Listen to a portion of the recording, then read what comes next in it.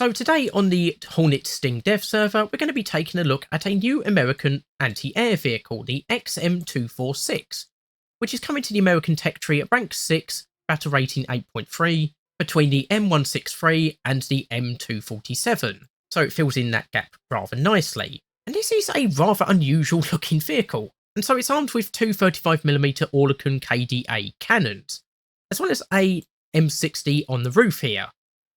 And like I say, this is a rather unusual looking vehicle. So you've got your tracking radar at the front here, sticking out rather prominently, and then you've got your search radar at the back here. So the search radar's got a range of 45 kilometers, while the tracking radar has a range of 15 kilometers.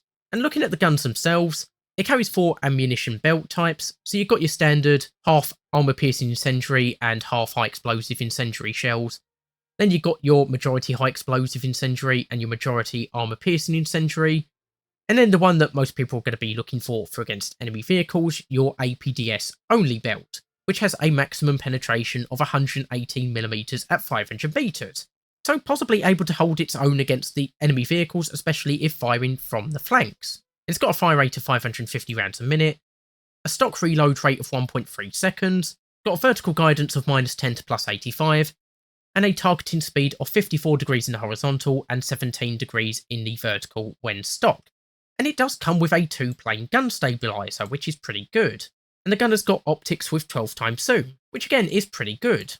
And it can fire smoke grenades by the looks of things to aid in concealment.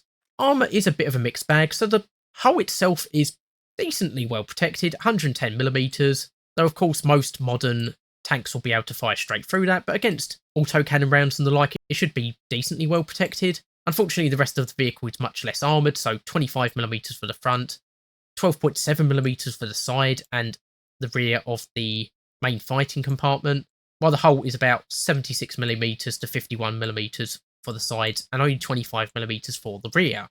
And it's got a top speed of 29.6 miles per hour going forward on 6 gears and a reverse speed of 7 miles per hour on 2 gears. So an okay speed, not the worst in the world, but not the best in the world either.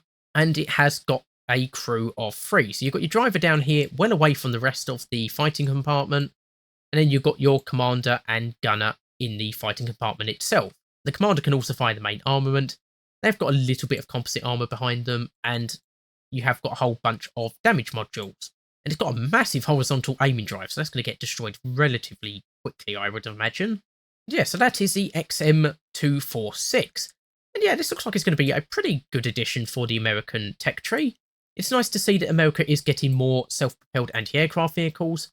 And it is nice to see yet another gap being filled. So there was a 1.7 gap between the M163 and the M247. So it is nice to see that gap filled rather nicely by the XM246.